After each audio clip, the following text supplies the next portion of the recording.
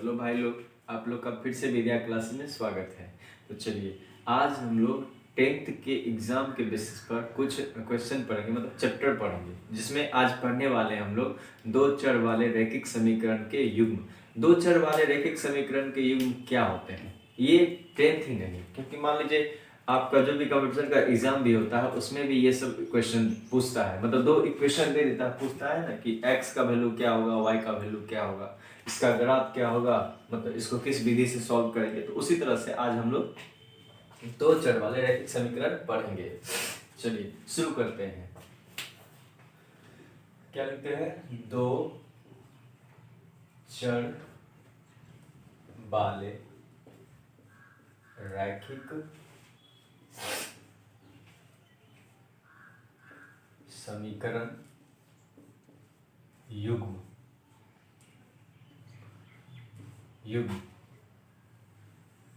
दो चर वाले रैखिक समीकरण युग्म का मतलब क्या होता है? देखिए, दो का मतलब दो, चर वाले रैखिक समीकरण युग्म का मतलब क्या होता है? युग्म का मतलब होता है जोड़ा, मतलब पेयर्स। ठीक है, तो जब भी होगा तो पेयर्स में, मतलब जैसे इक्वेशन दे देगा, बोलेगा a1 x plus b1 y plus c1 equal to 0, first equation. Number 2, a2 x plus b2 y plus c2 equal to 0, equation number 2। अब देखिए ये दो इक्वेशन देगा और बोलेगा, अब देखिए इसमें a1 प्लस b1, ठीक है, एंड a2 प्लस b2, ये क्या है? 0 के बराबर नहीं हो सकता। क्यों? क्योंकि ये वास्तविक संख्याएं हैं, वास्तविक संख्या है।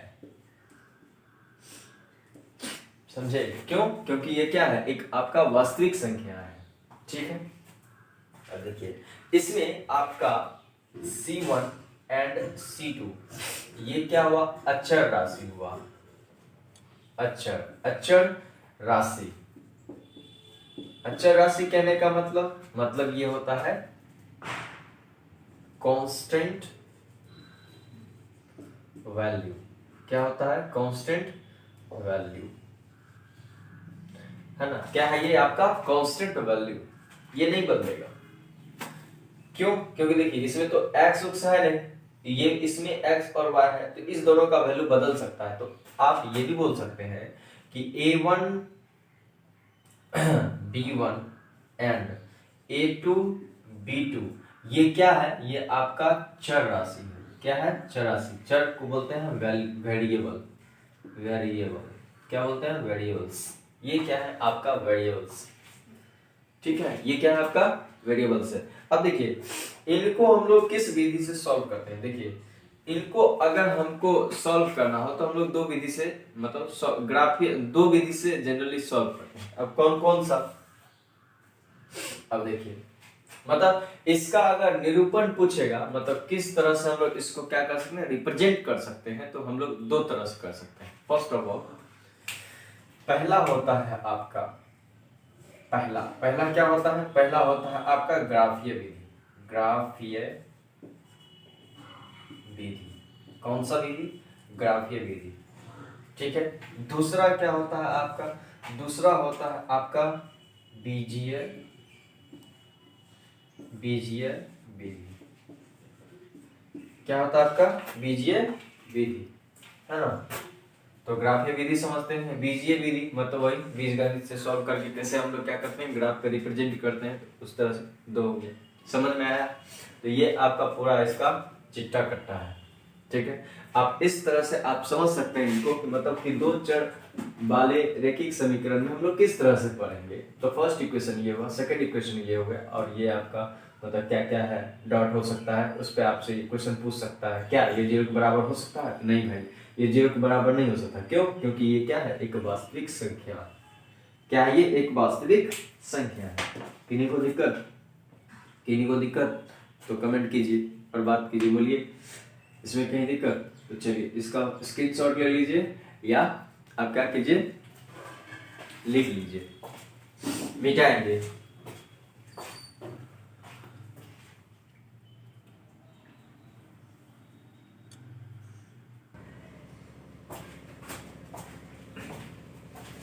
अब देखिए इस ग्राफीय विधि को हम लोग किस तरह से निरूपित करते हैं। अगर इसका कोई आपसे डेफिनेशन पूछ दे तो इसमें हम लोग कहते हैं कि दो समीकरण से एक रेखा खींचा जाता है, जिसको हम लोग क्या बोलते हैं, ग्राफीय विधि कहते हैं, है कि नहीं। जैसे मान लीजिए अभी दो इक्वेशन दिया हुआ था, उसमें अगर वैल्यू निकालते तो ऐसे करके एक्स वाई करके हम लोग क्या करते हैं, वैल्यू रखते हैं, है ना। ये वाई एक्सिस और ये एक्स एक्सिस आपका, है ना। तो इस पर कोई रेखा जाता, तो अगर कोई रेखा जाता तो हम लोग कहते कि ये क्या है, इसका ग्राफीय निरूपण है ना। ये होता। अब आते हैं बीजगणितीय विधि। बीजगणितीय विधि पढ़ना इंपॉर्टेंट है, ये भी इंपॉर्टेंट है क्योंकि ये 5 नंबर का क्वेश्चन पूछता है आपसे, है ना। तो हम इसको पकड़ते हैं, ये तो समझ ही गए होंगे, है ना। चलिए आगे बढ़ते हैं। जैसे आपसे ई पूछ दे बीजगणितीय विधि, क्या पूछ दे, बीजगणितीय विधि, तो यहां से पढ़ेंगे हम लोग बीजगणितीय विधि। दूसरा नंबर था बीजीय विधि।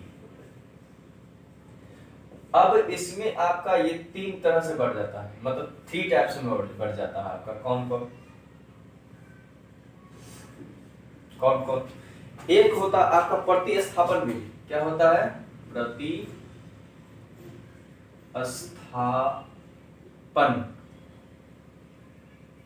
प्रतिस्थापन। दूसरा होता आपका विलोपन, प्रतिस्थापन दूसरा होता है आपका विलोपन, और तीसरा होता है आपका वज्र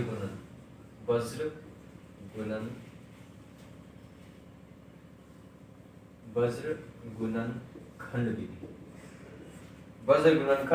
विधि। मतलब ये 3 विधि है। प्रतिस्थापन का मतलब क्या होता है, इसका इंग्लिश में बोलते हैं डिस्प्लेसमेंट। क्या बोलते हैं इसको, डिस्प्लेसमेंट। क्या बोलते हैं इसको, डिस्प्लेसमेंट, है कि नहीं। इसको कहते हैं क्रॉस मल्टीप्लिकेशन।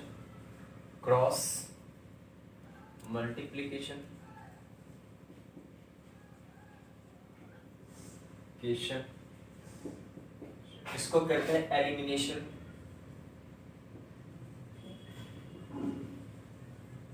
क्या बोलते हैं इसको, एलिमिनेशन। ये 3 टाइप्स ऑफ इक्वेशन है ना। इस तरह से हम लोग इसको सॉल्व कर सकते हैं, ठीक है।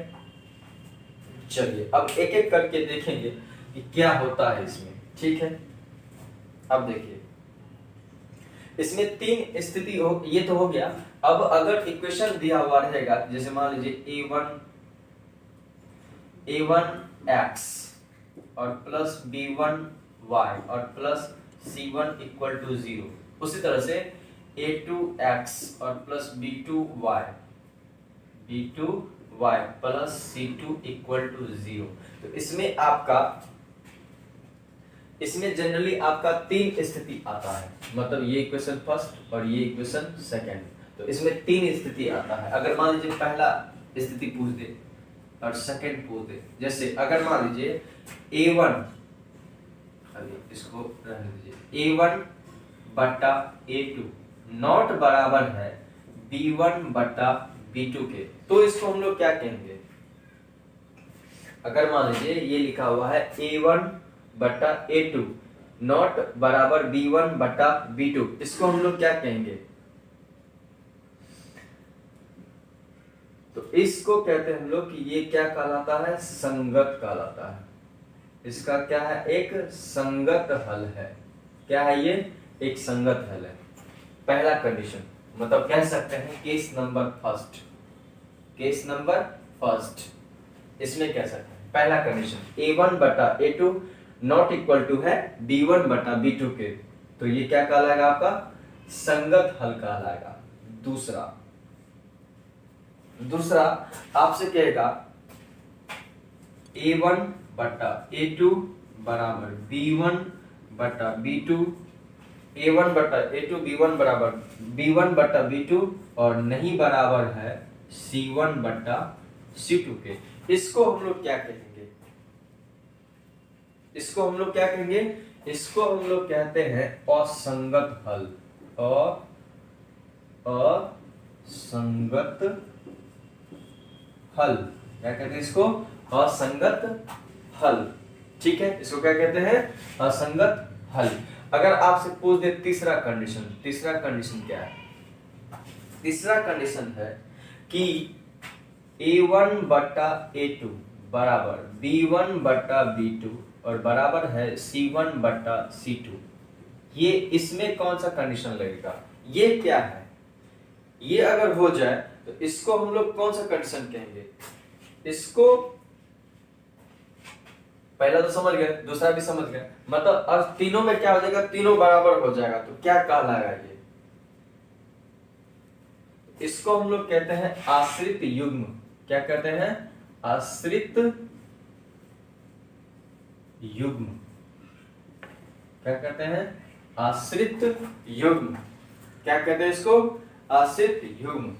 समझे? तो ये तीन कंडीशन है आपका। इस तीन कंडीशन पर आपका बीजगणितीय विधि से आपसे क्वेश्चन पूछता है कि बताइए इसका वज्र गुणनखंड विधि से क्या होगा, है ना? अगर पूछता एलिमिनेशन मेथड से क्या होगा, उसके बाद डिस्प्लेसमेंट से क्या होगा, तो इन टाइप से आपसे क्वेश्चन पूछता है। ठीक है, चलिए इतना समझ में आ गया। इसको इसका स्क्रीनशॉट ले लीजिए, है ना? स्क्रीनशॉट ले लीजिए, हम हट जाते हैं। ठीक है, सब चीज दिख रहा है सही से? चलिए मिटाएं, चलिए मिटाते हैं। अब देखिए मेरे पास 10th क्लास का बुक है, ठीक है, इसमें और वो एनसीईआरटी का बुक है, ठीक है। उसमें देखिए पहला क्वेश्चन क्या है, एनसीईआरटी का बुक में पहला क्वेश्चन क्या है, एक्सरसाइज नंबर बता देते हैं आप लोग को, मतलब प्रश्नावली कितना है आपका? प्रश्नावली है 3.1। पहला क्वेश्चन क्या कहता है? पहला क्वेश्चन कहता है कि आफताब अपनी पुत्री से कहता है 7 वर्ष पूर्व मैं तुमसे 7 गुनी आयु का था, अब से 3 वर्ष बाद मैं तुमसे केवल 3 गुनी आयु का रह जाऊंगा। इस स्थिति को बीजगणितीय एवं ग्राफीय रूपों में व्यक्त कीजिए। मतलब दोनों पूछ लिया आपसे, बीजगणितीय भी पूछ लिया और ग्राफीय विधि भी पूछ लिया। तो क्वेश्चन कहता है कि आफताब अपनी पुत्री से कहता है, आफताब किससे कह रहा है? अपनी पुत्री से कह रहा है। क्या कह रहा है कि 7 वर्ष पूर्व, कितना वर्ष? 7 वर्ष पूर्व, अगर मान लीजिए माना कि पुत्री की आयु x वर्ष है, x ईयर्स है, तो फादर्स का क्या होगा? फादर की आयु y वर्ष है, y ईयर्स है ना? क्या होता है? 7 वर्ष पूर्व क्या कर सकते हैं? x माइनस y, उससे 7 गुनी है, 7 गुनी है किससे? अपने पिता के उम्र से 7 वर्ष पहले, है ना? 7 वर्ष पहले इतना है, ठीक है। हाँ यही बोल रहा है पहला कंडीशन। तो पहला कंडीशन से हम लोग क्वेश्चन निकाल लेते हैं। तो क्या हो जाएगा? 7x माइनस 7y बराबर हो जाएगा y माइनस का 7। अब देखिए इधर ले आते हैं, क्या करते हैं? इधर का ले आते हैं,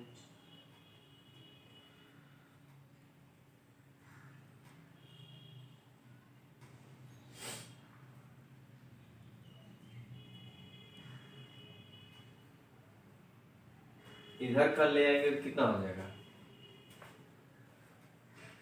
7 वर्ष, 7 वर्ष, तो इसको भी ना 7 करना पड़ेगा, हाँ यहाँ 7 लिखना पड़ेगा। तो कितना हो जाएगा आपका? 7 सत्ते 49 हो जाएगा, 7 सत्ते 49 हो जाएगा। अब देखिए y को उधर ले जाइए, 7x माइनस वाई, इसको उधर ले जाइए, कितना हो जाएगा? माइनस का 7 और प्लस का 49, तो कितना हो जाएगा? 7x माइनस वाई बराबर 42। इक्वेशन नंबर फर्स्ट कितना आ गया? Equation number first. दूसरा कंडीशन कह रहा आपसे कि अब से 3 वर्ष पूर्व, 3 वर्ष बाद, सॉरी अब से 3 वर्ष बाद, अब से 3 वर्ष बाद, तो देखिए पिता का उम्र और बेटी का उम्र दोनों बढ़ेगा, तो हम लोग लिख सकते हैं x प्लस 3 बराबर लिख दीजिए y प्लस 3। अब क्या कर रहा है? कह रहा है कि, कह रहा आपको कि तुमसे केवल 3 गुनी आयु का रह जाऊंगा। कि किससे? तुमसे। तुमसे कौन है? पुत्री है, इससे 3 गुनी का रह जाएगा। कितना हो गया? x प्लस 9 बराबर y प्लस 3। कितना हो गया? x माइनस वाई, इधर से कितना निकल के आया? ये हो गया 3 और इधर हो गया माइनस 9, तो x माइनस वाई कितना हो गया आपका? माइनस का 6। तो सेकंड इक्वेशन ये आया। तो बीजगणित तो हो गया, अब हमको ग्राफी निकालना है, तो ग्राफी निकालिए। अगर x और y वैल्यू लेते हैं, अगर x को 0 कह दे, y का वैल्यू कितना हो जाएगा? 6 हो जाएगा। अगर y को 0 कह दे, किसको कह दे? y को 0 कह दे, x का वैल्यू कितना हो जाएगा? माइनस का 6 हो जाएगा, है कि नहीं? इधर से निकालिए।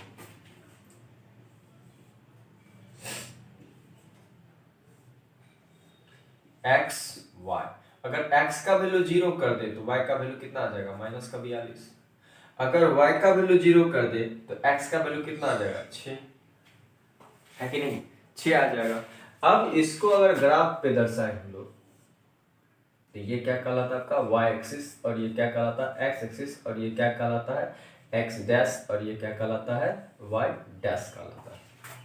ठीक है, चलिए y डैश, और ये क्या कहलाता है आपका? मूल बिंदु। क्या कहलाता है?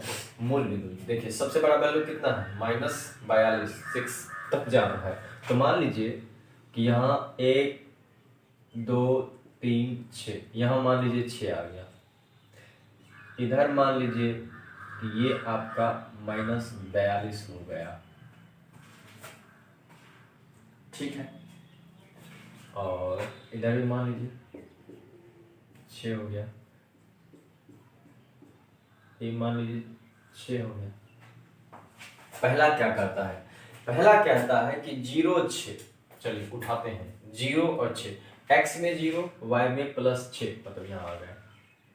ये पॉइंट क्या हो गया? 0 और 6 हो गया। उसके बाद माइनस 6 और 0, माइनस 6 और 0, x में माइनस 6 यहाँ है, और 0, तो क्या हो गया? माइनस का 6, माइनस का 6, और ये हो गया 0। एक पॉइंट कहाँ आया? यहाँ आया, इसको इससे मिला दीजिए। दूसरा पॉइंट, x का वैल्यू 0 और y का वैल्यू 0 माइनस 42 वैल्यू है, मतलब ये पॉइंट हो गया आपका क्या? ये हो गया, इधर लिखे माइनस 42, ये हो गया आपका 0 और माइनस का 42, माइनस का 42, ये पॉइंट आ गया। दूसरा, x का वैल्यू 6, x का वैल्यू 6 और y का वैल्यू 0, ये हो गया। तो कितना है? 6 और 0, तो ये क्या हो गया आपका? ये ग्राफ में निरूपण, ये हो गया, है ना। तो जो जो कह रहा था क्वेश्चन हम लोग दोनों कर लिए, है कि नहीं। तो इस तरह से आपका इक्वेशन क्वेश्चन दिया हुआ है बुक में, तो समझे। तो ये सब क्वेश्चन है जो आपसे पूछता है, और ये क्वेश्चन पूछेगा आपसे, ठीक है। ये 10th का फेवरेट क्वेश्चन है बीजगणित में, और वो भी किसमें? 2 चर वाले रैखिक समीकरण में, ठीक है। तो चलिए अब क्वेश्चन जो है, अब आप लोग बनाइएगा, आप लोग के लिए होमवर्क रहा 3.1, आप बता दीजिएगा किस किस में दिक्कत हो रहा है, कमेंट कर दीजिएगा, ठीक है। और देखिए भैया, आप लोग से बोल रहे हैं कि मतलब बहुत लोग हैं जो पहले सब्सक्राइब कर देते हैं, बाद में अनसब्सक्राइब कर देते हैं, पता नहीं, भगवान जाने कौन सा मोह माया घेर लेता है, ठीक ना। मतलब मन नहीं लगता है कि मनोरंजन का चीज़ नहीं मिल रहा उसको, है ना। यहाँ तो भैया पढ़ाई का बात चलेगा, ये पढ़ाई का प्लेटफॉर्म है ना। यहाँ पे हम न तो आपको गाना सुना सकते हैं, न आप हमको गाना सुना सकते हैं, हाँ बातें हो सकती है, हाँ तो लिखेंगे कमेंट में तो बात करेंगे, ठीक है। चलिए, तो अगर अच्छा लगा हो तो आप लोग क्या कीजिए, शेयर कर दीजिए, सब्सक्राइब कर दीजिए, और वीडियो को ज़्यादा से ज़्यादा फैला दीजिए, क्योंकि आप लोगों को पता है कि हमने अनाउंसमेंट किया है, इम्पोर्टेंट नोटिस आप लोग के लिए दिया है कि मतलब 1 दिसंबर से 31 जनवरी 2022 तक फ्री ऑफ कॉस्ट 10th का प्रिपरेशन करवाया जाएगा बाय लक्ष्मण कुमार के द्वारा, और उसमें आपको कोई फी नहीं देना है, ठीक है। आप कहीं भी पढ़ रहे हो कोई दिक्कत नहीं है, लेकिन आपको अगर आप चाहते हैं पढ़ने के लिए, अगर आप राघोपुर, सिमराही, गणपतगंज मतलब इस एरिया में है ना, 8-10 किलोमीटर के अंदर हैं, तो कहीं से भी आकर आप यहाँ आकर के पढ़ सकते हैं ऑफलाइन, ठीक है, कोई दिक्कत नहीं है। आप आइए, मोस्ट वेलकम है। आप पढ़िए, पढ़ के देखिए कैसा लगता है, आपके लायक हैं कि नहीं, आपको पढ़ा सकते हैं कि नहीं, ये आप आकर के पढ़ सकते हैं, ठीक है। तो चलिए, वीडियो देखने के लिए धन्यवाद। वीडियो को शेयर कीजिएगा, सब्सक्राइब कीजिएगा, ठीक है, और लोगों तक अधिक से अधिक पहुंचाइएगा। चलिए, धन्यवाद।